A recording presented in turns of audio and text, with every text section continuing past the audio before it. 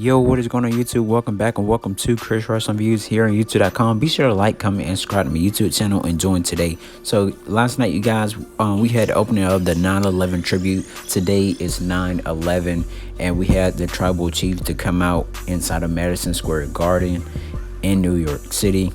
Roman Reigns, he basically came out as well with the bloodline, which is himself, Paul Heyman, and his cousins, the Usos. Roman Reigns, he definitely asked last night that the New York people to, acknowledge him as the tribal chief. And they said Roman, and then out comes Brock Lesnar. I thought he was going to make his appearance at the end of the show, but he ended up making his appearance at the beginning of the show. He came out, looking stronger, than he always have, and so he started walking around the ring, circling on his, praying over his opponent. Well, not really opponent, but you know what I mean. So as you can see, Jimmy Uso is actually staring down Roman, and then that's when Brock Lesnar walks up the ramp and then stares into the face of Roman Reigns. But you guys, I feel like Roman Reigns, it's about that time for him to lose the title. And the reason why, I feel like Roman Reigns wants to take time off or something like that. And then Paul Heyman ends up getting the microphone and said, Brock, why, after all the championships that you have gone, through, why choose the Universal Championship? And then that's when Brock Lesnar got on the mic and said, why didn't you tell Roman Paul that I was going to be at SummerSlam? And that's when Jimmy and Jay looked at Paul like, wow, so you really didn't tell your tribal chief. So then you guys, Paul Heyman start acknowledging Brock Lesnar and saying, the reigning, defending, undisputed, whatever champion. So then again, Paul Heyman was asking Brock Lesnar what match you want, and then that's when Brock Lesnar was like, he basically snatched him up and said, I want a shot at the Universal Championship. And then that's when we see right here where Brock Lesnar picks up Paul Heyman on top of his shoulders. That is a big guy to actually pick up. And then we seen a Superman punch for Roman Reigns. I kind of caught it a little afterward when he hit the Superman punch on Brock Lesnar. And then we seen the F5 about to get hit on Roman. We see Jimmy and Jay, the Usos, ends up coming back. Jay ends up super kicking Brock Lesnar. And then you guys, we seen Brock Lesnar take out them. Brock Lesnar is irate, you guys. He wants that Universal Championship from Roman Reigns. Will he be the only one to stop Roman Reigns? Will Finn Balor be able to stop Roman Reigns at Extreme Rules, or what is going to happen? And for sure, you guys, I thought they said they were going to have Roman Reigns versus Finn Balor on Smackdown, but maybe they scratched that, just like they promoted that they were going to have Randy Orton versus Bobby Lashley at Extreme Rules, but now they're saying they're going to do it this Monday on Monday Night Raw. So, of course, we had the 10-man tag team match. As you can see, all the superstars. We had Trae Young from the Atlanta Hawks comes out because, he's been bashing the New York Knicks, through all the games and all that stuff.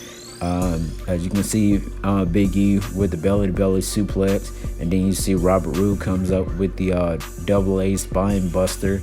And you guys, they basically only did like 3 matches or so throughout the whole show, because the majority of their matches went into that 10-man match, which is, like I said, majority of their roster. So of course, Rey Mysterio is trying to do the 619, and then we end up seeing, just watch the highlights, you guys. But anyways, Trae Young ends up trying to interfere and everything. But I feel like it was a really pointless show, because why would you have a lot of talking throughout the show but not have enough matches? You rather do a 10-man match with less matches. Are they trying to get like AEW Rampage on Friday nights? Because the way they did the matches last night, it was okay. The only match I liked was the Edge versus Seth Rollins match that you'll see here in a few. But anyways, you guys, Big E ends up hitting the big ending, and then he just pins Sami Zayn. And of course, you guys, I feel like that Big E is going to cash in probably this Monday if Bobby Lashley beat Randy Orton and cash in on Bobby Lashley on that briefcase on Monday night. Maybe that what WWE is trying to do, trying to build ratings. They're desperate for some ratings because their NXT show went down this past week, you guys. If y'all didn't know, it was reported as well. And Big E, he was saying that he's going to come for either Roman Reigns or Bobby Lashley and hit in their necks or whatever. You have what I want, and so on and so forth. Then we had a contract signing, which is some more talking that they had. They're trying to make Smackdown real bad, you guys, because Raw is terrible. And so, of course, you guys, we see right here Bianca Belair and Bianca Belair and Becky Lynch end up signing their contract. And then, you guys, we see Big E backstage making noise or whatever and saying, he said, it's about that time. I got the Money in the Bank briefcase. And then we see the Edge versus Seth Rollins match that I was just talking about, you guys. It was the second match of the night. Basically, some highlights throughout the match, you guys. Seth Rollins uses Edge White Beth in his glam slam, but Edge kick out at 2. Then Seth Rollins does it again. And then after that, Edge hits a pedigree, kicks out. Seth Rollins tried to curb stomp, but it was powerbomb. Edge also hit the pedigree as well, you guys. Seth Rollins hits the buckle bomb and Edge's neck bounced off the rope. And you guys, after then, Edge got kicked like 5 times throughout the whole entire match, you guys. But it was over for Edge because Edge ended up getting his neck curb stomped by Seth Rollins. And Seth Rollins, you guys, you really have to see the ending. I know I'm talking a bit too fast than how the photographs are moving. But you guys, that's how Edge was looking right there after Seth Rollins kicked him the first time. And then Edge kept looking up. And then after then, you guys, Seth Rollins, like I said, he went for another kick right there, you guys. And so, it was crazy. What is next for Seth Rollins? Are they going to possibly have Edge versus Seth Rollins in a ambulance match at Extreme Rules? Or will they have it at the next pay-per-view after this one? So, you guys, maybe that's what they're going to do. Edge probably... His career probably is not over. That feud between him and Rollins isn't over. As you can see, the curb stomp to the back of the neck. I thought he did it on the head, but Seth Rollins ends up right here, you guys, going for the cover and picking up the victory over Edge. And as you can see right here, you guys, Seth Rollins is looking, pretty, shocked, of what he just did to the Rated R Superstar Edge. I never actually noticed that Seth Rollins fought like Edge, but wow, I always thought he fought like CM Punk or something. I thought WWE was trying to make him like the next CM Punk, but then again, it seems like he's like the next Edge. But I see a lot of moves that he does. So of course, this is where it all came about, was Seth Rollins ends up kicking Edge down below, and then after the end, the referee was like, just shaking it off, like, oh, okay. And then, as you can see, it connected real good right there into the neck. I was like, man, that's like a surgically repaired neck. Took 10 years of his career to actually wrestle again. And there was another kick right there, you guys. And then there you can see the curb stomp to the back of the neck. I thought it was to the head, but man, you guys. And Seth Rollins, he was backstage saying, I don't know what to say. I don't know how I feel. And then he asked the lady on commentary, how does she feel? But we'll see what's going to happen next week on Friday Night Smackdown. See what Seth Rollins have to say. Then we had the Street Profits versus the Usos for the WWE SmackDown Tag Team Championships, of course.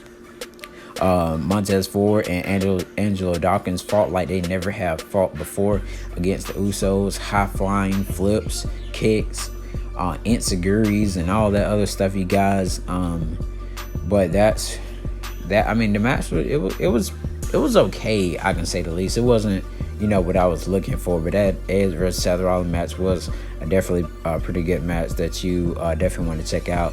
But the ending was pretty sad of how they did it. But Then again, you guys, we see Montez Ford ends up doing like a side kick onto the face. Then we see him hits like a backflip on the outside of the rope, you guys, of course. And Montez Ford, I can't wait until maybe they will go to Raw and when that draft comes. I think it was reported in my like I said in my last video, that they were gonna do the WWE draft on October 1st through the 4th. So that'll be that Monday through that Friday. So I'm ready to see what's gonna happen. Hopefully we'll get some good picks. So like, Drew McIntyre may go to well, he's already probably going to SmackDown anyway, because he has nothing left to do on Raw. But you got D'Angelo Dawkins was looking pretty confused, you guys, throughout the match. And also we seen a headbutt by Jimmy Uso.